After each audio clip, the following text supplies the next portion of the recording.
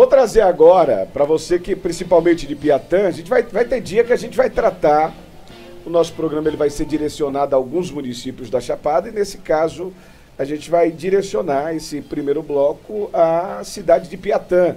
A gente vai ter aqui um vídeo gravado pela Ananda, né, trazendo e explanando o que foi que aconteceu. Afinal, não teve outro assunto. Foi o assunto que mais se comentou em Piatã, foi o Ministério Público Eleitoral que apresentou um parecer final, né, pela cassação do prefeito e vice-prefeito de Piatã por abuso de poder político e econômico nas eleições de 2024 e muitos se perguntaram, e agora?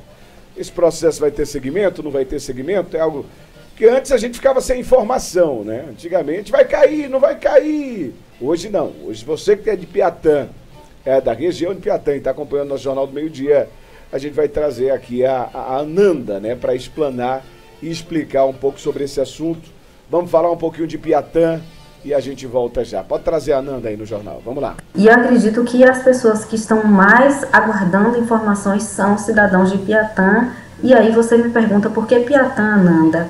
Sim, porque Piatã, um Ministério Público Eleitoral apresentou um parecer favorável à cassação do mandato do prefeito e do vice. Sim, Marcos Paulo, prefeito, e o vice Ronaldo estão sob uma ação de investigação judicial eleitoral que foi proposta pela coligação Transparência e Trabalho do Povo. E essa investigação, ela determinou, por meio desse parecer, que a gestão usou a máquina pública de forma irregular, vamos dizer assim, para promover eventos, para impulsionar a imagem por meio dessa promoção de eventos e com isso desequilibrar a disputa eleitoral. E segundo o mesmo parecer, houve um aumento desproporcional de gastos públicos, né? Porque o que o MP faz? O MP analisa os gastos públicos, né, a partir da analisa esses gastos nos anos anteriores. Então, o MPE faz, bom, como foram os gastos aqui com saúde, com assistência social, como foram os gastos aqui com combustível, com todas essas questões. E aí, quando o aumento de um ano para outro é muito expressivo, o Ministério pede ao gestor que demonstre por que esse gasto está tão alto aqui nesses números, nessas planilhas, por que o gasto, por exemplo, das secretarias de administração e finanças teve um salto de 1.276%, segundo o Ministério Público Eleitoral. E esses gastos, quando eles acontecem ali no período eleitoral, eles têm uma relevância grande, né? Claro, no ano anterior você não teve esse gasto, aí no ano eleitoral você tem gasto, por exemplo, com contratação de artistas, que no caso de Piatã o aumento nos gastos no período eleitoral foi de 494%. Com estruturas de festas, por exemplo, que no caso de Piatã aumentou 542% de um ano para o outro. Isso sugere, né, que esses gastos foram usados ali durante o período eleitoral. E aí quando você vai analisar, né, por meio da denúncia que o MP recebeu, quando o MP analisa esse período aqui desse gasto foi na vaquejada, na cavalgada, esse período aqui foi no período de festas ali em Nube, em Cabralha, na própria sede da cidade, enfim, todos esses números que constam nas planilhas oficiais, eles são anexados ao processo, e aí o MPE vai analisando, olha, foi muito alto, junho foi tanto, em julho foi tanto, em março, e durante a campanha eleitoral a gente sabe que a gente não pode. Então, tudo isso vem a configurar o que o Ministério Público chama de abuso de poder econômico e político.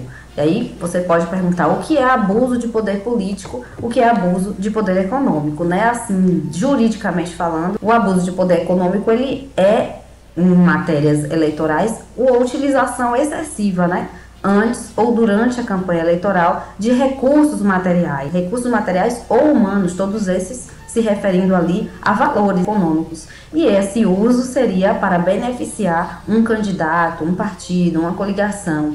E o abuso de poder político, sim, utiliza a figura, né, o poder que aquele gestor tem naquele momento, como detentor ali do poder político, como chefe do executivo, e aí usa desse poder para influenciar o eleitor. E todas essas são ilegais, de acordo, senão o nome já sugere, né? Abuso de poder. E dessa forma, o que acontece? O MPE, aí todo mundo tá aí, meu Deus, o que pode acontecer? Recomendou a cassação, enfim. Sim, o que pode acontecer com os gestores, por quê? Porque, segundo o MPE, não teve uma justificativa plausível. Vou trazer aqui agora as palavras, né, que estão ali no parecer, aspas. A elevação das despesas não veio acompanhada de justificativa técnica ou planejamento formal que pudesse justificar a variação abrupta. Ao contrário, verificou-se que parte significativa dos processos de pagamento não constava integralmente no sistema, conforme relatado na própria inicial e certificado nos autos, dificultando inclusive o controle público dos atos administrativos.